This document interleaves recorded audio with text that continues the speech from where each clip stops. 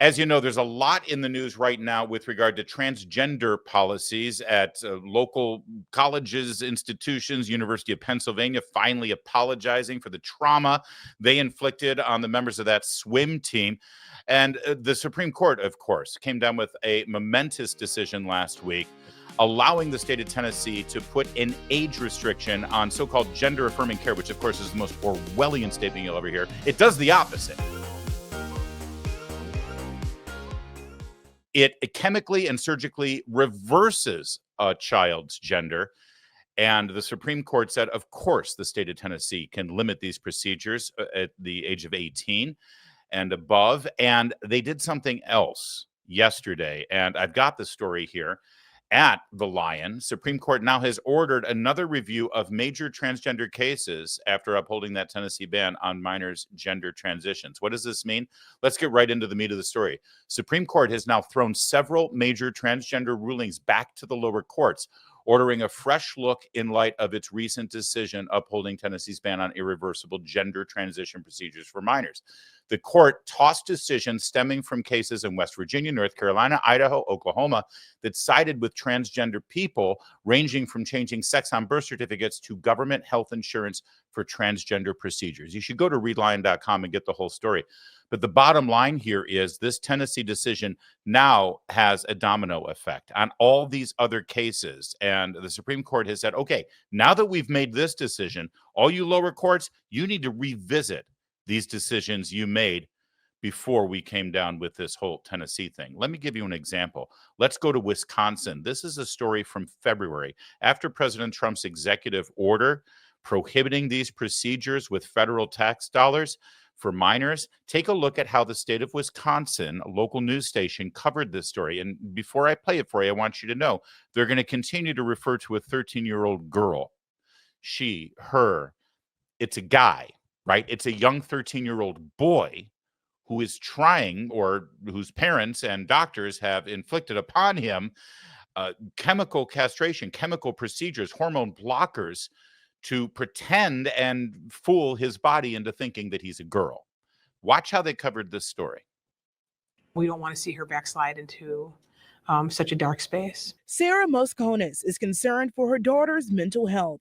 This week, her 13-year-old's hormone therapy appointment at Children's Wisconsin was canceled. On Friday, we received a call from Children's Hospital of Wisconsin telling us that they were no longer able to treat my daughter due to the executive orders passed by the current administration. Mosconis does not wish to identify her child, but says she took the news hard. It was huge and tremendously devastating for her. When we told her, she also had indicated that she, since the election, had anticipated that this could happen. Mosconis showed up with these messages in her MyChart app. Her daughter was scheduled to start estrogen on Monday to further delay her biological puberty. She just said, I just don't want to grow a beard and I just don't want my voice to change. And we said to her, look, we're not going to let that happen to you. Last week, President Donald Trump signed this executive order to protect children from chemical and surgical mutilation. It aims to cut federal funding for the, quote, so-called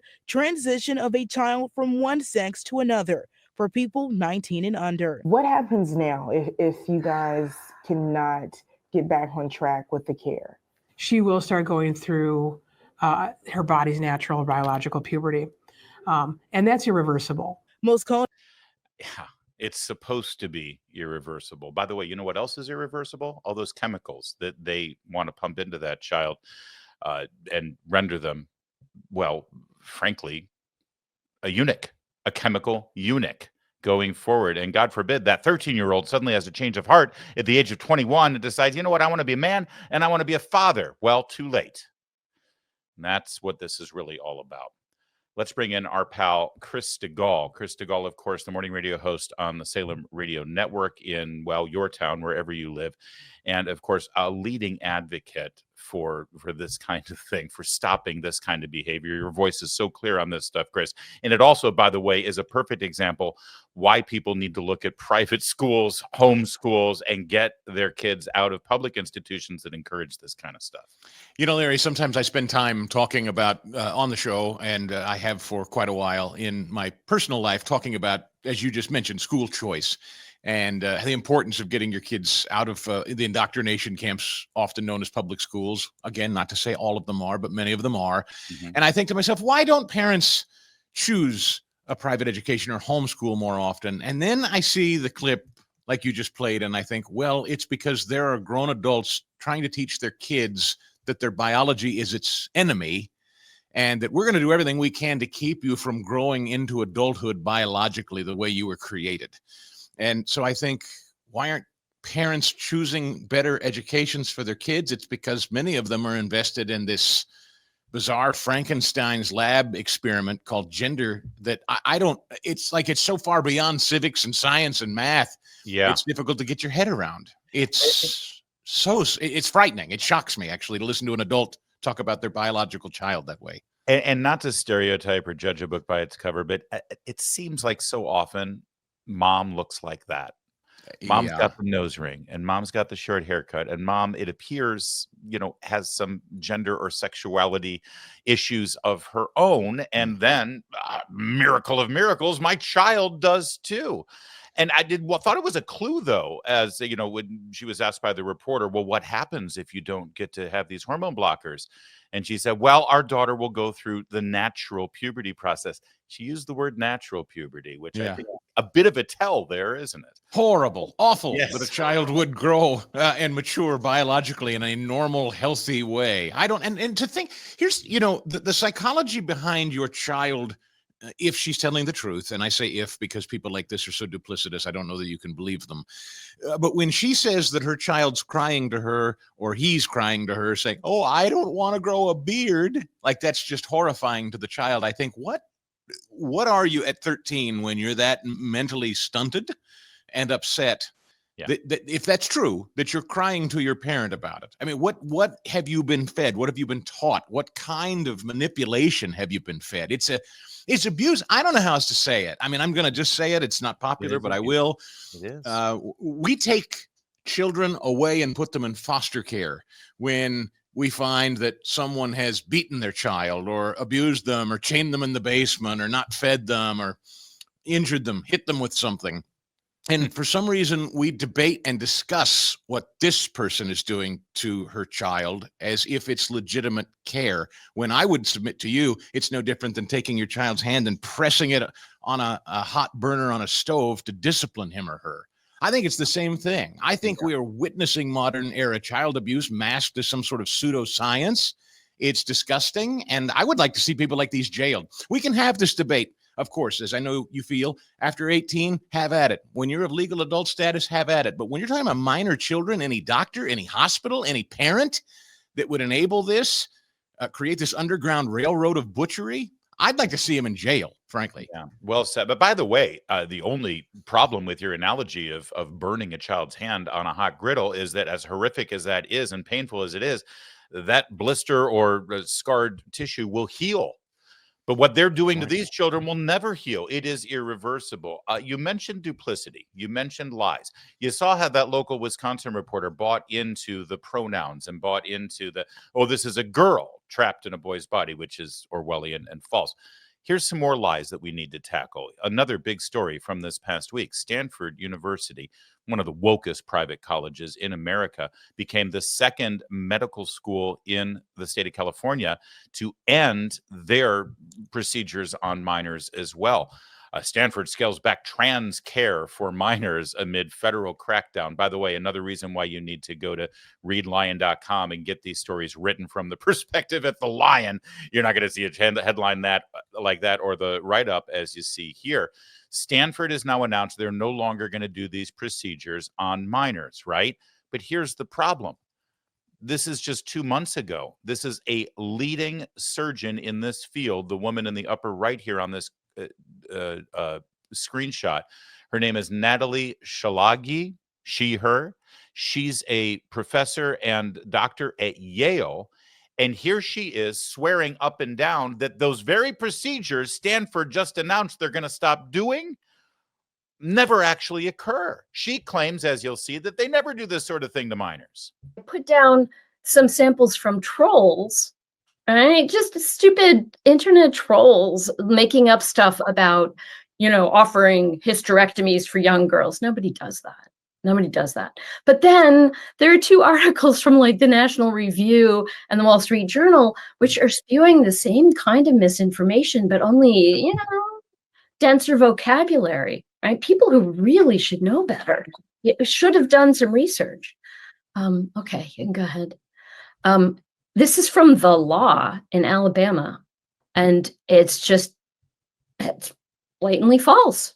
Right? People in the medical community are aggressively pushing for interventions on minors that medically alter, hormone balance and remove healthy external and internal sex organs. No, that is not done. And they describe being trans, or they dismiss it as when the child expresses a desire to appear. Like, whoa, it's just all wrong. It's all false. All right, you can go ahead. What providers of gender affirming care actually do is actually follow established, peer-reviewed, evidence-based medical guidelines. There you go. And she goes on to spew the same old buzzwords, Chris Stigall. This is scientific, it's peer-reviewed, it's all under guidance. This is all recommended by all the established experts and authorities. There's nothing wrong here. So here she is claiming that these procedures never happen. And yet at the same time, you have leading institutions saying that they're going to end this thing that apparently never happened. And by the way, what's the point of having all these Supreme Court fights over Tennessee not being able to do these things for minors if it's never done to minors? They're just lying left and right. They are lying. That person, the she, her, him, Stanford lady, that reminds me of our once great esteemed head of HHS under the Biden administration, Dr. Admiral Levine, who was neither an admiral nor a Rachel. It's a dude. But he spoke in a very similar way. That it's just it's medical science, it's studied, it's peer reviewed, it's all of that gobbledygook, kind of ethereal up here 30,000 foot view medical pseudoscience chatter. They never talk about the actual down and dirty notion of what's going on in these hospitals. And to your point, as you just said, why are we having these rulings? Why are hospitals announcing that they're going to stop doing it if in fact that lady's correct that we're not doing them? Of course we're doing them, and I happen to know for a fact it's happening because I personally know an executive at a children's hospital with whom I spoke, and we talked about this, and he says it troubles him deeply that has been going on, and it's not new. I mean, this is new to most of us because thankfully, thank God, literally, this is still fairly rare in this country, but it's not new. This social experiment trying to turn children from one gender to the other is a huge profit center, and we shouldn't miss this. While we talk about how disgusting it is and reprehensible it is and debatable it is, it's a huge multi-billion-dollar business. These hospitals, these gender clinics, these gender-affirming care doctors, they are making so much money bringing parents and kids into their care and counseling them through these care procedures that aren't happening, according to that lady. But of course they are, because, and I can tell you in Philadelphia, my flagship station, here's what I know is going on in Philadelphia. Both Jefferson Hospital and Penn, the Penn Medicine Group, based off of the University of Pennsylvania, the same institution that just apologized to all the ladies for being beaten by biological men. They've both these hospitals have announced they're done doing the same thing. So how can you be done doing the thing that isn't happening, according to that lady? Right. Thank you. And the National Health Service in the UK, actually 3 years ahead of the United States on this one. They ended this a while ago, as did many other enlightened nations in Western Europe. If Europe, that's the other thing I'd love to point out. If Europe is warning us, how bad must it be when Europe is jumping up and going, stop. Stop, you guys are too woke. It's like, oh, Lord, we've got major problems here. I want to wrap up again with the great write-up that's over at The Lion again, readlion.com.